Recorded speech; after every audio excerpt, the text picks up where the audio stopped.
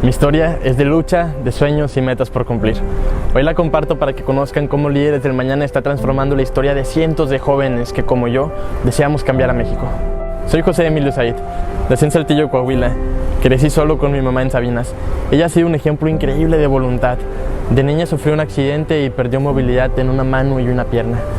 Por eso le ha costado mucho encontrar un trabajo para sacarnos adelante. Para ayudarla, comencé a trabajar durante la preparatoria. Al terminar pensé en irme al ejército o trabajar de tiempo completo. Estoy en el TEC de Monterrey, es algo que jamás imaginé. Cuando vi la convocatoria del programa Líderes del Mañana pensé, me están buscando a mí. Hoy estudio biociencias porque quiero ser investigador. Quiero curar la diabetes y trabajar a favor de quienes más lo necesitan.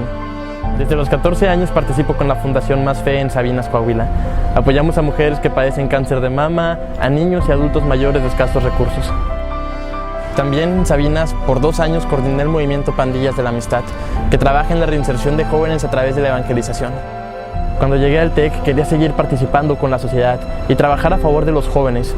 Me vinculé con Distrito TEC y empecé a crear un proyecto para la zona de La Campana en el Cebetis 99.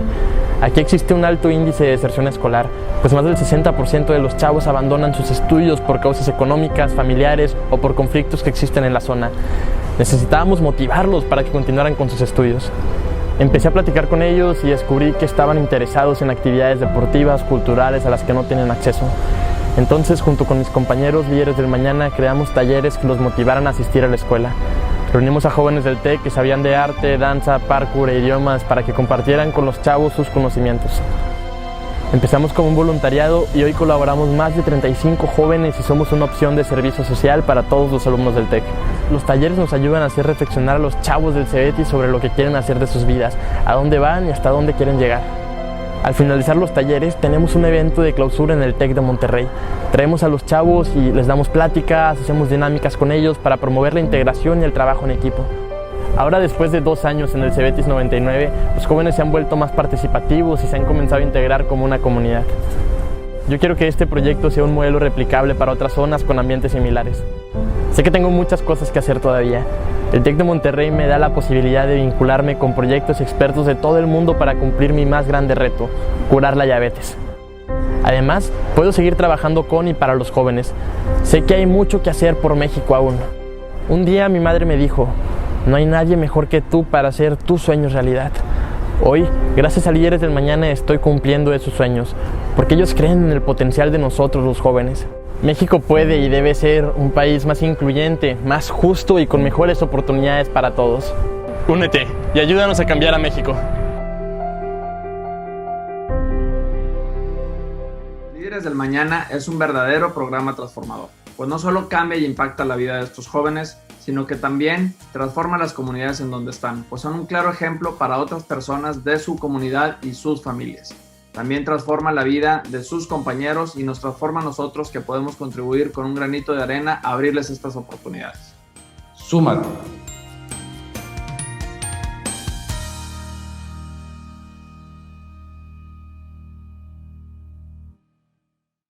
Es un gusto para nosotros recibirlo en este espacio, por lo que le solicitamos cerrar sus micrófonos y sus videos a excepción de los ponentes y moderadores, para obtener una mejor recepción de esta transmisión. Asimismo, quiero mencionarles que para realizar las preguntas, utilicen el chat y al finalizar tendremos un espacio para responderles, así como también una encuesta de satisfacción para conocer su opinión y así mejorar la experiencia. En nombre de la Escuela de Medicina y Ciencias de la Salud, TecSalud del Tecnológico de Monterrey, sean ustedes bienvenidas y bienvenidos a la sesión de la Cátedra Magistral de Profesoras y Profesores Distinguidos, que es un espacio para la formación de las y los alumnos y clínicos con aportaciones de nuestras y nuestros profesores distinguidos a nivel internacional. Por lo que para dar inicio quiero presentar a la moderadora de esta sesión. La doctora Carolina Guzmán Brambila es directora del Departamento de Ciencias Básicas de la Escuela de Medicina y Ciencias de la Salud, Región Occidente. Bienvenida, doctora. Enseguida le cedo la palabra a la doctora Carolina Guzmán Brambila para que nos presente el tema de esta tarde y sobre todo a nuestra invitada distinguida. Adelante, doctora Guzmán. Gracias, Maggie. Muy buenas tardes a todos. Antes que nada, agradecerles, ¿verdad?, por esta distinción de moderar esta plática que la verdad me parece muy, muy importante por el tema que vamos a tratar, que es este balance, ¿verdad?, entre salud, enfermedad y al final de cuentas algo que viene ya desde hace mucho tiempo, como nuestro cuerpo, todos los alimentos que nosotros estamos consumiendo, cómo nos ayudan o nos aportan, ¿verdad?, esta protección para poder afrontar, pues obviamente ciertas enfermedades que ya nos platicará nuestra distinguida ponente, que en este caso para mí es un gusto, un honor y un placer presentarla a la doctora Yareni, ¿verdad? En este caso, la doctora Yareni Yunuen Gutiérrez Gómez. Ella está en Campus Ciudad de México y les voy a platicar un poquito de cómo ella ha ido llevando su carrera profesional, primero que nada. La doctora Yareni es licenciada en nutrición, ¿verdad?, por la Universidad de Guadalajara. Ella realizó una maestría en ciencias de la nutrición clínica y una especialidad en enfermedades crónicas. Totalmente, ahorita en el desarrollo de la charla van a ver ustedes cómo ella tiene toda una expertise en esta parte, ¿verdad?, en este tema. Esto lo realizó en el Instituto de Nutrición y Tecnología de los Alimentos de la Universidad de Chile. También realizó estudios doctorales en ciencias de la nutrición poblacional. Vean, también todo va enfocado, ¿verdad?, a esta área que ahorita la doctora maneja, ¿verdad?, por el Instituto Nacional de Salud Pública de México. Ella también realizó una rotación internacional como investigadora becaria en el Hoover Department of Global Health de la Universidad de Emory en Atlanta, Georgia. Ahorita forma parte de un grupo de líderes muy, muy importantes, de líderes latinoamericanos de nutrición, del ILANUT, muy conocido, y ya tiene un tiempo con nosotros, ¿verdad?, formando parte de nosotros en la Escuela de Medicina y Ciencias de la Salud. Desde hace 13 años integra, es parte de la planilla acá de profesores, sobre todo en la carrera de Nutrición y Bienestar Integral, como les había comentado, en Ciudad de México, y actualmente cumple un rol y funge, ¿verdad?, como coordinadora de las comunidades académicas, un rol importantísimo para poder estar los profesores en una comunidad muy, muy importante para poder desarrollar todas las unidades de formación. Sin más preámbulo, les quiero presentar a la doctora Yareni. Su plática se llama ¿Cómo podemos disminuir la carga global de la enfermedad a través de la nutrición? Muchísimas gracias, Yareni, y te cedo la palabra. Muchísimas gracias por la presentación, doctora Guzmán. Pues me gustaría comenzar saludando y agradeciendo primero por la invitación pues a nuestros decanos y a todos los que nos acompañan en un horario que yo sé que es completamente difícil para todos estar aquí. Me gustaría comenzar hablando un poco de mi formación. Yo le he llamado Persiguiendo Sueños. ¿Cómo fue que pues llegué a estudiar y a desarrollarme en el tema de la nutrición? Pues no lo tenía muy claro desde el principio. Yo inicialmente sabía que quería una carrera de la salud y comencé estudiando medicina. Cuando entré a la Universidad de Guadalajara, descubrí que existía la carrera de nutrición. Era una carrera muy nueva, soy la cuarta generación de la universidad. Y bueno, conforme fui avanzando en el tiempo y en el último año de internado y de servicio social en el Hospital Civil Nuevo de Guadalajara, fui descubriendo que me encantaba la nutrición clínica. Quería seguirme desarrollando en el área, pero pues no, en México en ese momento no existían posgrados en el tema de nutrición clínica. Entonces, pues me di a la tarea de comenzar a buscar posgrados en el extranjero y bueno, sin saber que era imposible, fui y lo hice.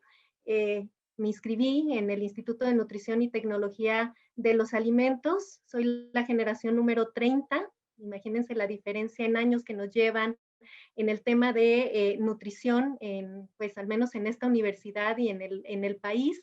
Y bueno, ahí no solo me desarrollé profesionalmente en el posgrado, sino en el área y en el ámbito personal descubrí a mi segunda familia, con quien pues años después todavía sigo teniendo contacto.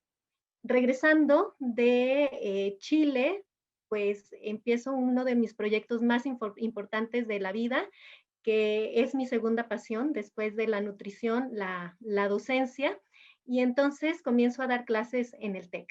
Al mismo tiempo comienzo a hacer una rotación como voluntaria en el Instituto Nacional de Ciencias Médicas y Nutrición, y como en mi formación de pregrado me volví a cuestionar por qué los pacientes llegaban con tanta complicación si muchas de las enfermedades que presentaban eran prevenibles. Ahí otra vez comencé a buscar, tuve una curiosidad en pues investigar y poder hacer algo por la población para que no llegue a condiciones tan extremas al hospital. Y entonces me inscribo en el posgrado de reciente creación. Soy la primera generación de doctorado en ciencias de nutrición poblacional en el Instituto Nacional de Salud Pública, que en ese momento coordinaba la doctora Tere González de Cosío, junto con el doctor Juan Rivera Domarco, actual director del Instituto Nacional de Salud Pública, y comienzo a ir y venir entre mi casa, el TEC y el INSP. Y bueno, también sin saber que era imposible, fui y lo hice, me gradué, y bueno, a partir de eso es que parte que les platico de mi formación profesional, quisiera hablar de un tema de por qué la nutrición ha ocupado muchos años de estudio en mi persona, y sigo creyendo que es un área importante para invertir para el desarrollo de los países. Entonces, como bien la doctora Carolina ya presentó, voy a platicar al respecto de cómo podemos disminuir la carga global de la enfermedad a través de la nutrición. Y bueno, a lo largo de la revisión, pues vamos a hablar de cuál es la carga global de la enfermedad actual. Para ello hablaré del Global Burden of Disease, pues el más reciente, que fue en el 2019, para hablar de la carga global de la enfermedad, y porque tenemos muy poco tiempo, me voy a concentrar en dos indicadores al respecto de mortalidad y años de vida ajustados por discapacidad o ABAT.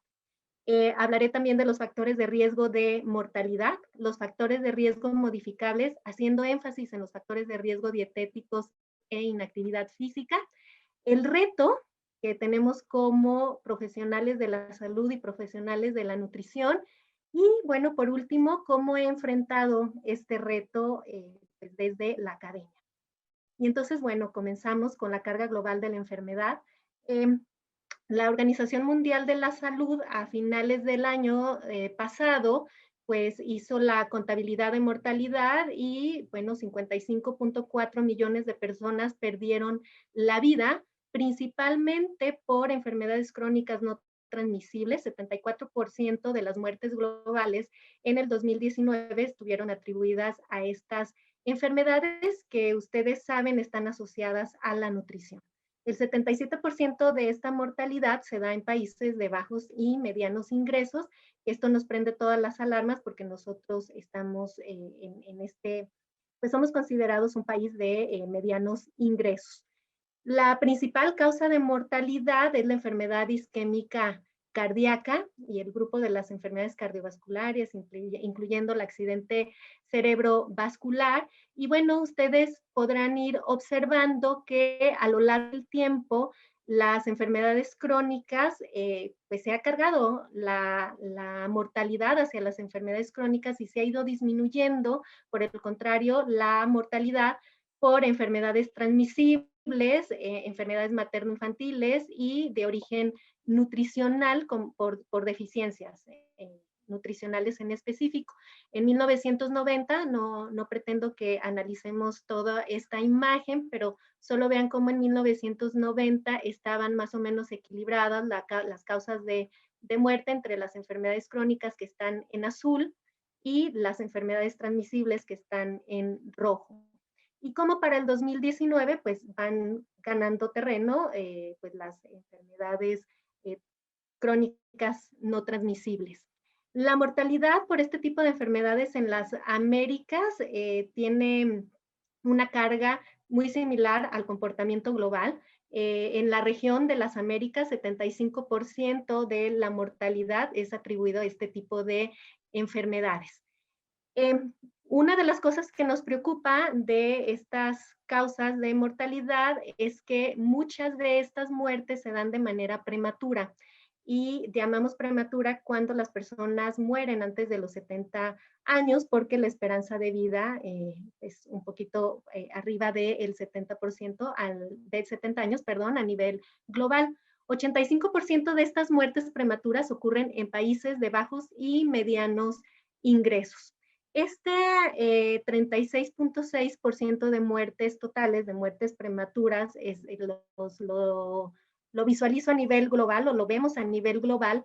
La mortalidad en nuestra región, en la región de las Américas, es de 41.5, y en México la mortalidad prematura explicada por enfermedades crónicas es de 41.6%. Es mucho mayor al promedio global.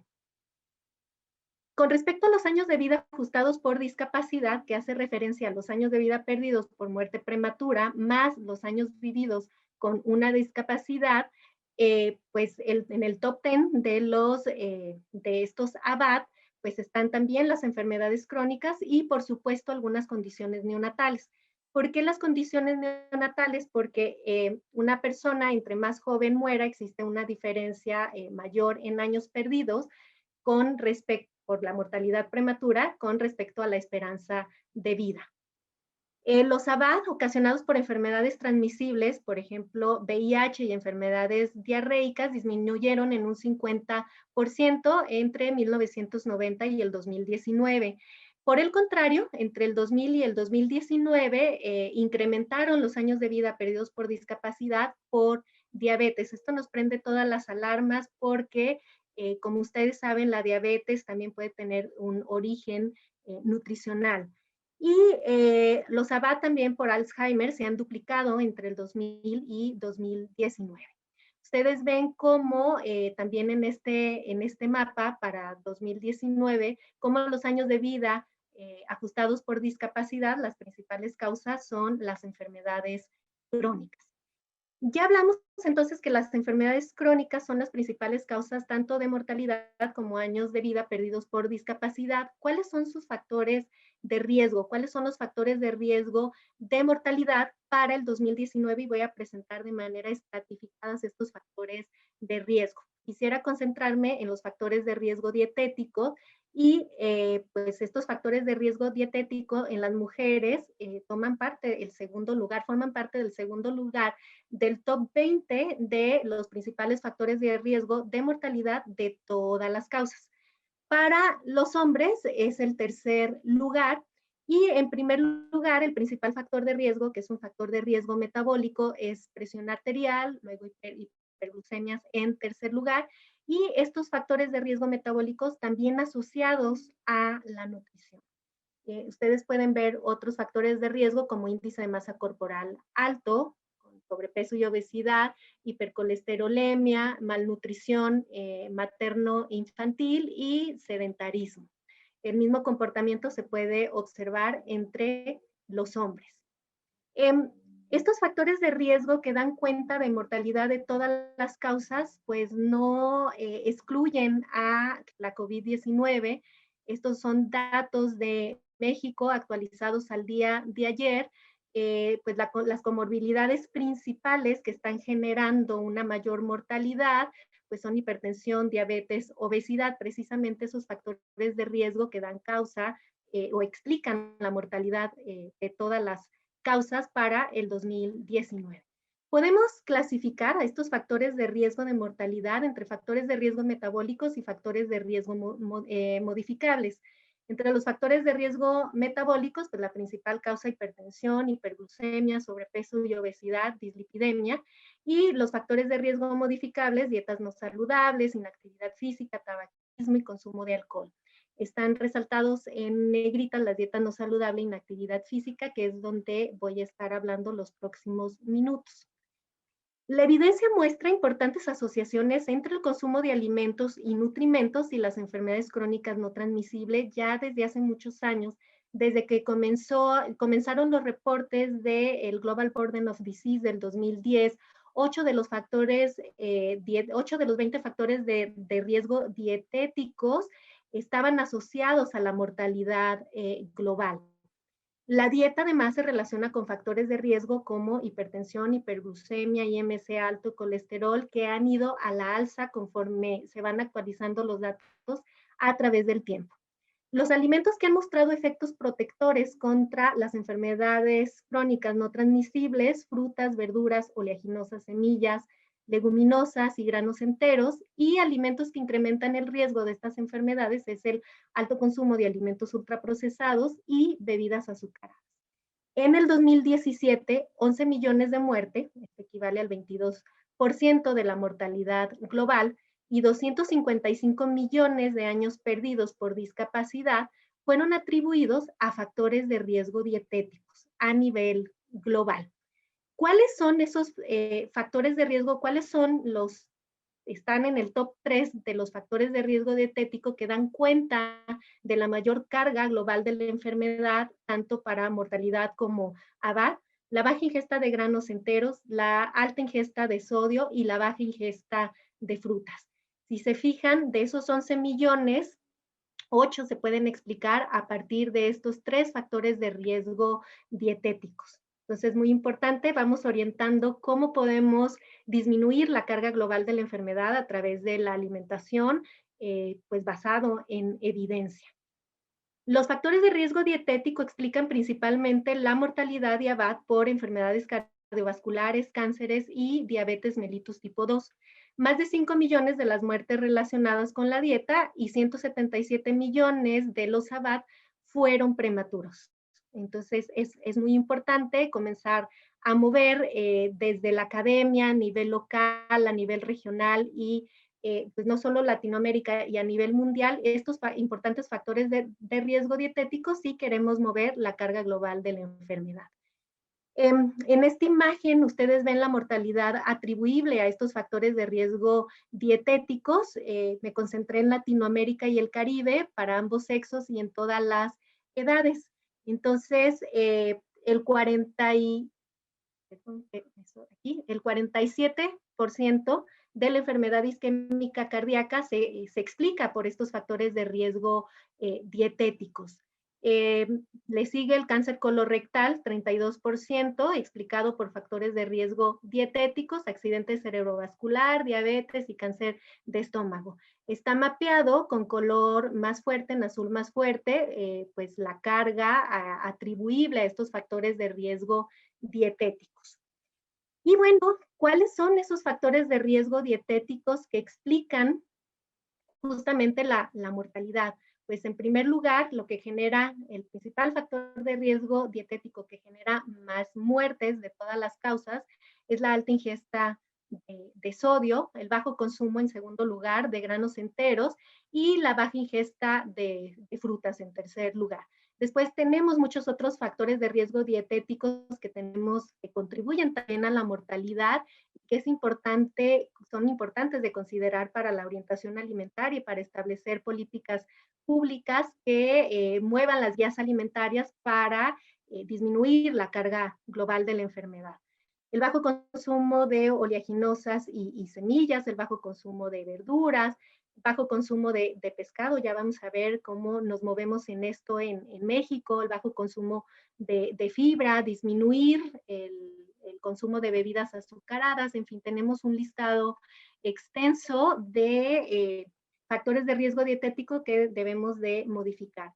Quisiera hacer énfasis que la dieta baja en frutas es el tercer lugar o el factor de riesgo dietético que ocupa el tercer lugar para para la mortalidad de por todas las causas. Y es muy importante porque muchos profesionales de la salud la prohíben por alguna razón. La evidencia muestra que el bajo consumo de frutas se asocia a mortalidad, entonces no tendríamos que pues disminuir el consumo o prohibir el consumo de frutas. En estas imágenes ustedes ven las proporciones de muertes estandarizadas por edad atribuido a diferentes factores de riesgo dietético y pues podemos observar que a nivel global el 22% de las muertes se atribuyen a estos factores de riesgo dietéticos de los que ya hablábamos, el alto consumo de sodio, bajo consumo de frutas, bajo consumo de granos enteros, de verduras, de oleaginosas. Para Latinoamérica, y hablaré de América Central, porque ahí es donde donde ubicaron en México para este estudio de la carga global de la enfermedad, es el 18%. El 18% de las muertes se atribuyen a estos factores de riesgo dietéticos. Con respecto a la inactividad física, se le atribuyen las siguientes proporciones de muerte en Latinoamérica y el Caribe. 11.1% de las muertes por enfermedad isquémica cardíaca se debe a inactividad física o sedentarismo, accidente cerebrovascular el 4.9% y alrededor del 3% para diabetes y cáncer colorectal. ¿Cómo está la prevalencia de inactividad física en Latinoamérica? Pues la prevalencia de sedentarismo es alta. El promedio en Latinoamérica es del 37.4%, siendo más alta en Brasil, en nuestra región el 47%, y más baja en Uruguay con 22.4%. Estos factores de riesgo modificables, tanto las dietas no saludables como la inactividad física, también tienen un impacto directo en los factores de riesgo metabólicos, hipertensión, hiperglucemia, sobrepeso, obesidad y dislipidemia. Por eso es que todos están altamente correlacionados y si nosotros le apostamos a la alimentación y a la actividad física, podemos revertir muchas de estas muertes. ¿Cuál es el reto? Ya hablamos de la carga global, hacia dónde se mueve y cuáles son esos factores de riesgo. Nuestro reto a nivel global es muy grande porque ustedes en estas gráficas podrán observar el grupo del consumo de frutas, diferentes grupos de alimentos, solo elegí algunos de ellos, frutas, verduras, leguminosas, granos enteros y oleaginosas y semillas. Ven las diferentes regiones de los diferentes continentes del mundo y en esta línea verde, ustedes pueden ver ojalá la alcancen a ver, tienen una línea verde que indica cuál es la recomendación de consumo y en dónde estamos en promedio.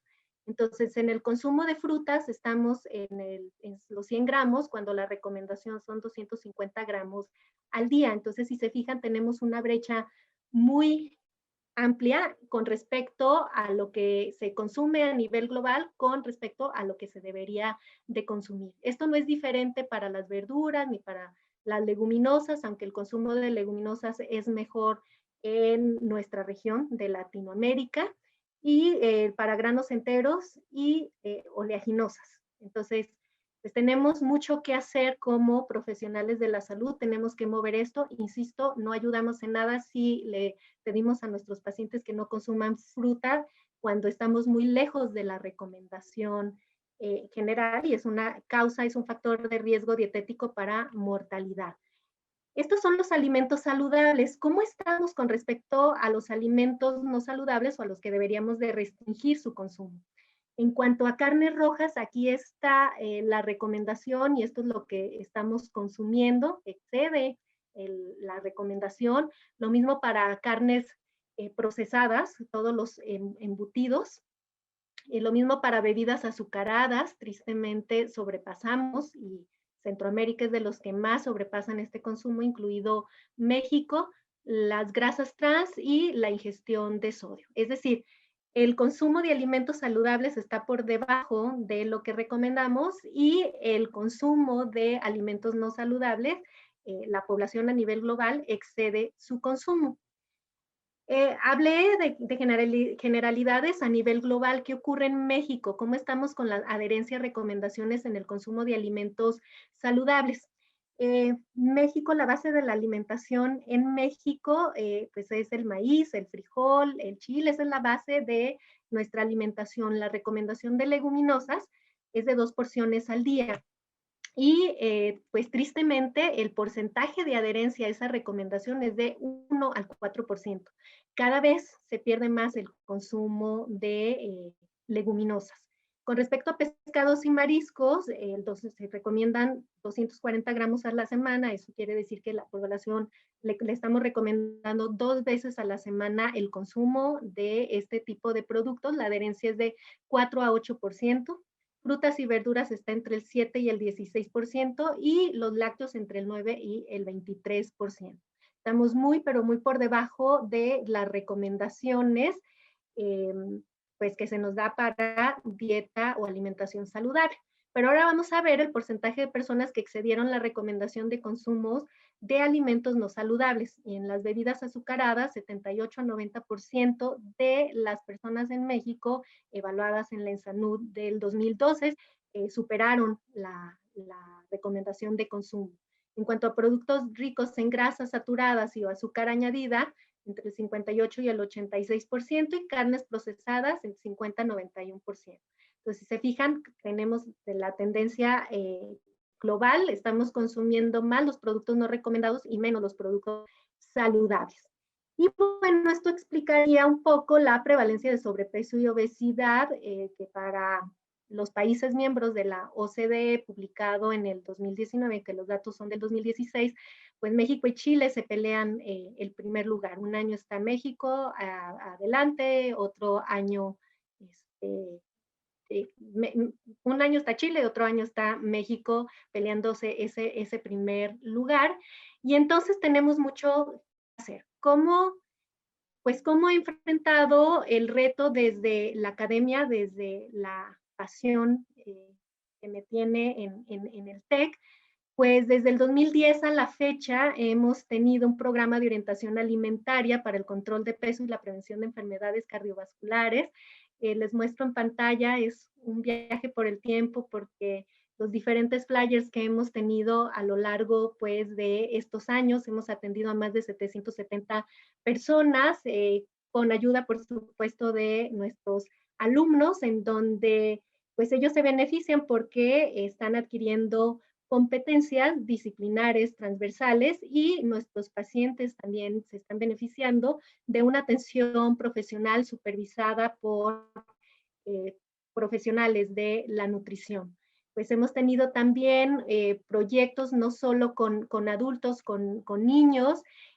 Pues este es uno de los proyectos más queridos, el semestre y atención a grupos vulnerables con problemas nutricionales y psicosociales, en donde trabajamos con niños desde el punto de vista psicológico y de alimentación. Por supuesto, todo esto con apoyo siempre de muchas personas, entre ellas la maestra Silvia Covarrubias, profesora de la licenciatura en psicología. Y bueno, a lo largo de estos años nos hemos dado cuenta que es muy difícil modificar la conducta alimentaria de un adulto, y pues sabemos que corregir estos hábitos de alimentación, pues los retos son mayores entre más grande es la persona, porque los patrones de alimentación se establecen en la infancia temprana. Por lo tanto, es muy importante establecer hábitos de alimentación adecuados desde las primeras etapas de la vida. Ahora, ¿qué tan temprano se deberían establecer los hábitos de alimentación? Existe una ventana de oportunidad única muy importante, que son los primeros 1000 días de vida, 1000 días de vida para el resto de vida de las personas, y los primeros 1000 días de vida incluyen la gestación, la nutrición prenatal, la lactancia materna, prácticas de alimentación correcta, que es lactancia materna, y la alimentación complementaria adecuada. La nutrición en los primeros 1000 días de vida tienen un efecto no solo a corto plazo en el desarrollo y crecimiento de los niños, también puede programar enfermedades a través de la programación fetal. Ya sabemos mucho alrededor de la programación fetal a través de la nutrición y el riesgo de enfermedades y mortalidad infantil. Además, establecen los patrones de comportamiento alimentario, y bueno, esto también tiene un impacto en el capital humano. Pues, ¿qué hemos hecho alrededor de la nutrición prenatal? Pues tuve el gusto de participar en la corte más grande de México, en donde se siguió a los niños desde la etapa prenatal. Suplementamos con DHA a las mujeres y evaluamos factores de riesgo cardiometabólicos. Y bueno, de ahí derivó pues uno de los artículos del doctorado y en donde estuvimos colaborando con la Universidad de Emory, el TEC y bueno, el Instituto Nacional de Salud Pública.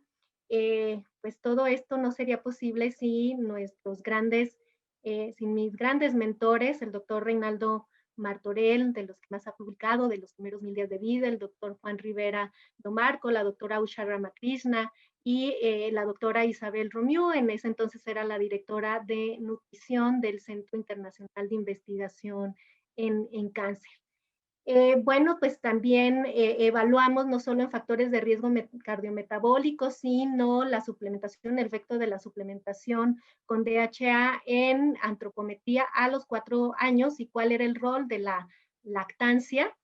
Y bueno, así he podido también contribuir asesorando a otros grupos en donde realizan investigación de programación fetal. Y bueno, en Colombia, asociación entre el peso a nacer y factores de riesgo cardiometabólicos en niños, en Bucaramanga estuvimos participando ahí. Esto es con respecto a la alimentación prenatal. ¿Cómo estamos con las prácticas de alimentación infantil?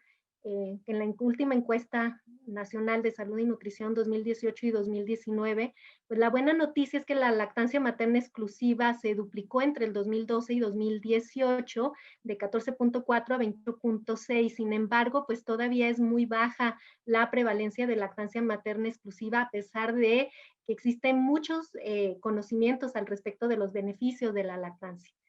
El inicio temprano de la lactancia, esto significa en la primera hora de vida postnatal, también hubo una mejora importante. Sin embargo, todavía tenemos a un 50% de la población que no está haciendo lactancia materna temprana. Y con respecto a la alimentación complementaria, la diversidad alimentaria mínima se está cubriendo en un 71%. Tristemente, observamos que incluso los niños menores de 6 meses están recibiendo bebidas azucaradas antes de incluso iniciar la alimentación complementaria. Para los 12 meses, para el año, ya el 65% pues, de los niños están consumiendo bebidas azucaradas. Esto nos alerta de manera importante pues, por toda la carga global de la enfermedad. Y cada vez se van a ir presentando en etapas más tempranas de la vida todos los factores de riesgo cardiometabólicos.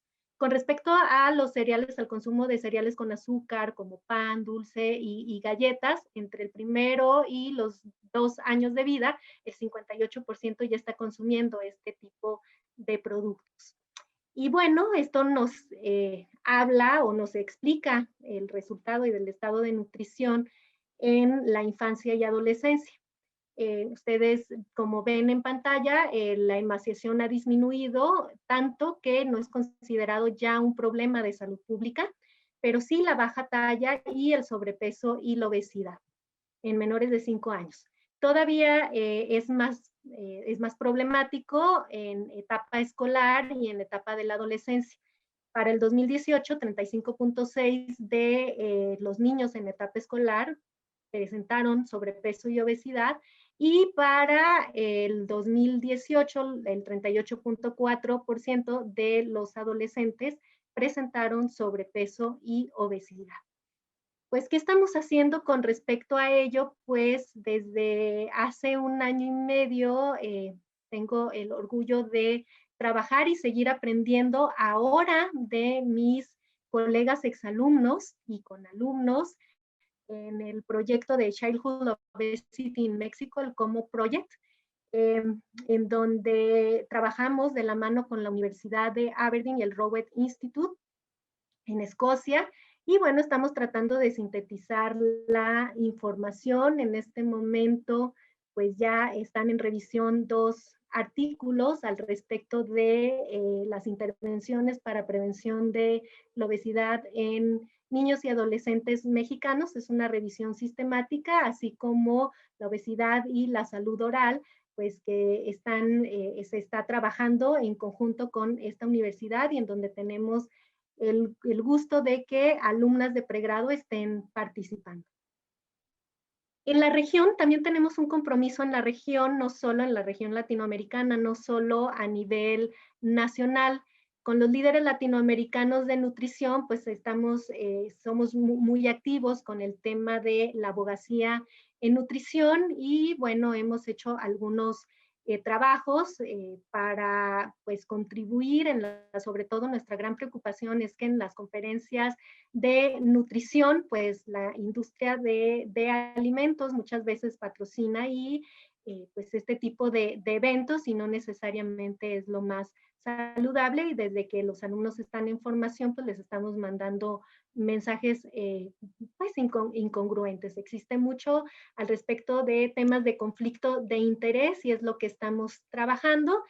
Y por el tema de la COVID a nivel internacional, tuve el gusto de participar en el Corona Cooking Survey, en donde pues participaron 38 países y bueno, a México lo representó el TEC LNB y bueno, ya también salió el documento, el artículo científico. Lo más importante es no solo quedarnos en una etapa de la vida, sino hacer énfasis en nutrición a lo largo del ciclo vital. La dieta saludable podría prevenir 1 de cada 5 muertes, el 50% de las muertes y el 66% de los años perdidos por discapacidad atribuibles a la dieta se pueden explicar con 3 principales factores de riesgo dietéticos: la baja ingesta de granos enteros, la baja ingesta de frutas, la alta ingesta de sodio y bueno, otros factores de riesgo como la baja ingesta de verduras, oleaginosas y ácidos grasos poliinsaturados de cadena larga, N3. Entonces, sabemos perfectamente cómo podemos revertir la carga global de la enfermedad haciendo énfasis en el consumo de este tipo de alimentos y disminuyendo el consumo de alimentos no saludables. La nutrición mejora la productividad, el desarrollo económico, la salud, porque disminuye tanto la morbilidad como la mortalidad, mejora la capacidad física y eso disminuye pues la pobreza. Esto se ha estudiado ampliamente en Guatemala. Mejora el desarrollo cognitivo y el desempeño escolar. Es urgente mejorar la nutrición humana y se requieren intervenciones muy amplias que abarquen el sistema alimentario para promover tanto la producción como la distribución y el consumo de alimentos. Las prácticas adecuadas de alimentación del lactante y del niño pequeño se sitúan entre las intervenciones de mayor efectividad para mejorar la salud y capital humano de los países.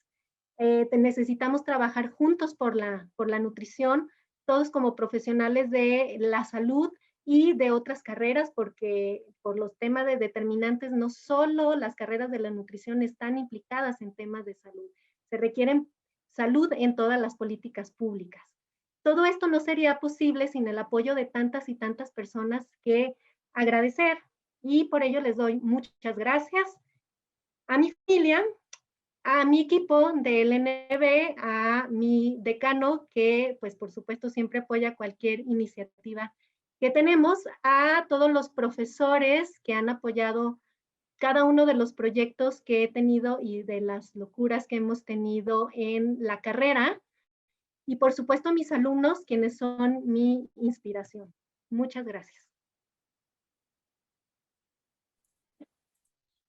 Muy bien, Yareni, muchísimas gracias por esta excelente ponencia. Incluso ahorita estuve revisando algunos comentarios en el chat. Me uno, ¿verdad? O te las hago extensivas, las felicitaciones por esta ponencia y por el gran ser humano, ¿verdad? Que eres y que has demostrado a través de toda tu carrera profesional, obviamente, ¿verdad? Tengo aquí varias preguntas. También quería comentarles a los asistentes, si tienen alguna duda lo pueden poner aquí también en el chat. Por lo pronto, quería preguntarte, Yareni, ¿cuál es tu opinión? Si tenemos bastante información ya la sociedad, ¿verdad? En general acerca de estos alimentos.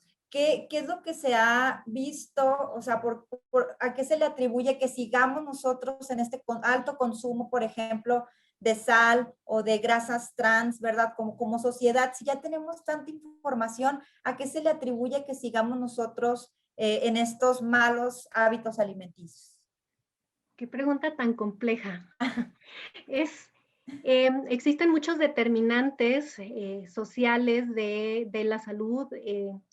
En el último tiempo se ha tratado de dar la responsabilidad al individuo cuando en realidad existen determinantes no solo inmediatos, sino adyacentes y básicos que determinan el consumo alimentario de una persona. Es decir, no consumimos solo porque queremos consumirlo, existe toda una explicación y fondo detrás. Necesitamos trabajar de la mano de la industria, existe mucho trabajo por hacer con ellos, desde la salud, orientando para hacer pues una reformulación de los productos. El consumo de sodio no es tan necesario, no lo consumimos necesariamente a través de la sal. El 70% del sodio que consumimos está en los alimentos ultraprocesados, entonces es urgente reformular los productos. ¿Por qué se utiliza sodio en los alimentos ultraprocesados? Porque alarga la vida de anaquel. Y si ustedes leen la etiqueta de este tipo de alimentos, ustedes van a encontrar cualquier forma de sodio, por todo lo que termine en el apellido sodio, propionato de sodio, benzoato de sodio, propionato. O sea, son muchas las formas en que lo utiliza la industria para, pues, para alargar esa vida de anaquel. Entonces necesitamos innovación para la reformulación de productos. Con el tema de sodio, para el tema de los granos enteros, conforme se ha ido industrializando y ha caído o ha venido la transición epidemiológica y nutricional, pues la ingesta de alimentos naturales cada vez es menor en la población. Es bien sabido que la comunicación en nutrición y la mercadotecnia tienen un impacto directo en el comportamiento de las personas, si no, no se gastarían tantos millones de pesos en ello. Y bueno, también desde ahí se explica el comportamiento. Son muchos los determinantes sociales que pueden contribuir a que una persona se alimente como se está alimentando o para que realice actividad física. No es nada más porque no quiere o no tiene la fuerza de voluntad, es que existe, hay que facilitarles el camino. Uno de los grandes, el doctor Ricardo Guawi, a nivel internacional, decía, no es lo mismo brindar orientación alimentaria en un medio en donde tienes, pues no tienes un ambiente obesogénico, versus cuando tienes este ambiente obesogénico. Lo veíamos en un Global Classroom con la Universidad de Escocia, el caminar en las calles, en donde los chicos hicieron un análisis de estos determinantes, pues no es lo mismo caminar en las calles allá versus en nuestras calles en Ciudad de México, en los diferentes estratos socioeconómicos, porque los dividimos en diferentes estratos socioeconómicos. Entonces, pues debemos de considerar muchos determinantes, Caro, porque no todo pasa por la voluntad del individuo. Necesitamos muchas políticas públicas que faciliten la elección de alimentos saludables. Y entonces sí, cuando tengamos esas opciones, entonces sí podremos atribuirle al individuo que decidió de manera incorrecta.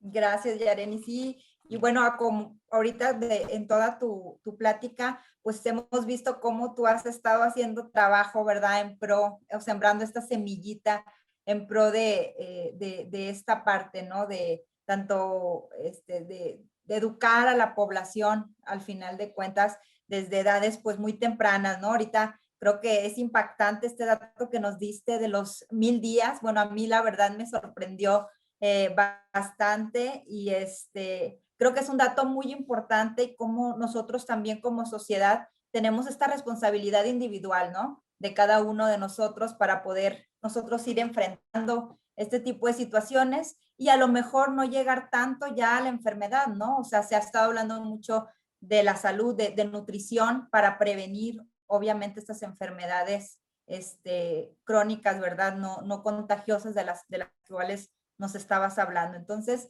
también otra duda que surgía por acá es, ¿todavía se sigue manteniendo más o menos el mismo balance de macronutrientes que traemos desde hace muchos años, ¿no? Que era de 50-60% de nuestra alimentación, carbohidratos, tanto de proteínas? ¿Se sigue manteniendo más o menos este balance, Yareni?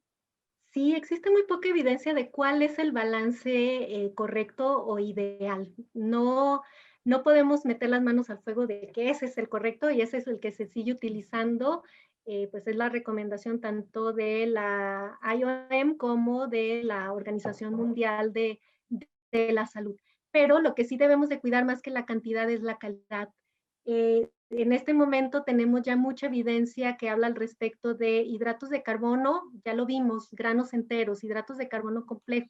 No es lo mismo consumir hidratos de carbono complejos que hidratos de carbono simples, y estos son los que debemos de evitar. Todas las asociaciones internacionales, Asociación Americana del Corazón, la OMS, la UNICEF, que se incentivan el consumo de hidratos de carbono simples.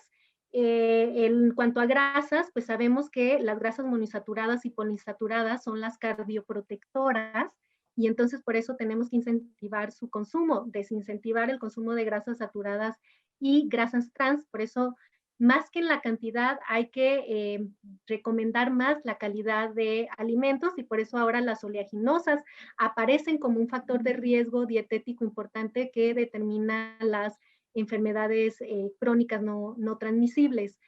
En cuanto a proteína, la recomendación es muy baja, es de 0.8 gramos por kilo de peso al día. De repente las personas todo el día están comiendo proteínas y existen muchos proyectos alrededor del consumo de proteínas cuando el porcentaje de adecuación duplica, es 200 veces por ciento el requerimiento.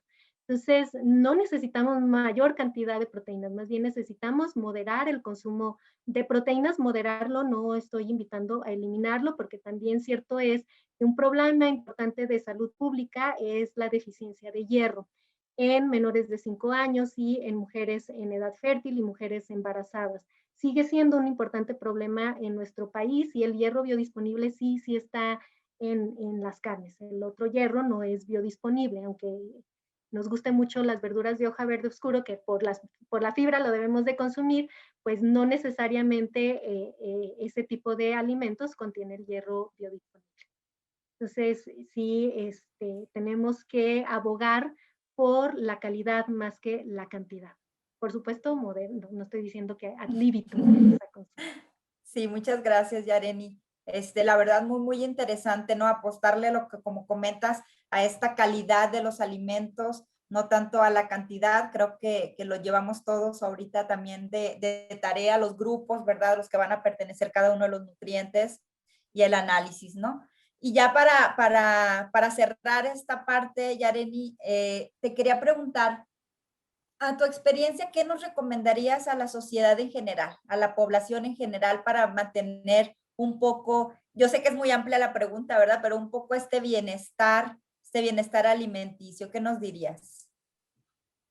Pues las recomendaciones que ya nos mostró la carga global de la enfermedad y los factores de riesgo en el 2019, incrementar el consumo de frutas y verduras, el consumir agua simple, consumir granos enteros, entre menos refinado va a ser mucho mejor.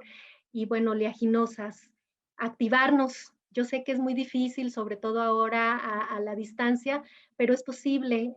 Pues la serie de Lancet sobre la actividad física, pues ya está recomendando no solamente los 150 minutos a la semana de activación. De nada nos sirve activarnos 150 minutos si paso en la semana, o 30 minutos al día, si paso 12 horas sentado. Entonces necesito hacer pausas saludables al menos cada hora, y yo los invito a activar a sus alumnos, porque incluso van a ser más receptivos cuando están en el momento de clases. Lo he hecho, los pongo a hablar, y por lo regular se activan, y de estar poco atentos se vuelven a activar, diría el doctor Carrillo, que se vuelven a fosforilar. Entonces, pues es importante hacer estas pausas, no solo por salud física, sino también emocional, y para un mejor desempeño. Muchas gracias, Yareni. Aprovecho para agradecerles a todos nuestros compañeros asistentes, y la verdad es que te felicito por toda esta labor que estás realizando y que seguirás realizando en pro de la salud y el bienestar integral. Le doy la palabra a Maggie. Muchas gracias. Muchas gracias. Agradecemos la maravillosa participación de la doctora Yareni Yunuen Gutiérrez y la coordinación de la doctora Carolina Guzmán. La verdad, excelentes y muy buenos tips que nos llevamos. Bueno, enseguida quiero ceder el micrófono a la doctora Ángeles Domínguez Cuenca, es nuestra decana asociada de la facultad, para que nos presente las 2 últimas sesiones que tenemos en este periodo. Adelante, doctora Domínguez. Muchas gracias, May. Primeramente, agradecer a la doctora Gutiérrez por su participación. Muy interesante la plática, cómo nos fue envolviendo en toda esta problemática de salud, con datos muy precisos de lo que estamos viendo y como que complementa esa información que de alguna manera sabíamos, pero que ahorita nos diste un panorama de lo que tenemos que estar haciendo y enfrentar esto y cómo podemos actuar. Agradecer también a la doctora Guzmán por su moderación. Nos ha llevado también a entender y a discutir estas preguntas. Vamos a poner las últimas 2 sesiones que nos quedan de la Cátedra Magistral Profesores Distinguidos. Es la de la doctora Irma Eraña Rojas para el 12 de mayo, miércoles 12 de mayo. Regresamos al horario de la 1 de la tarde y la estará acompañando el Álvaro Barbosa como moderador.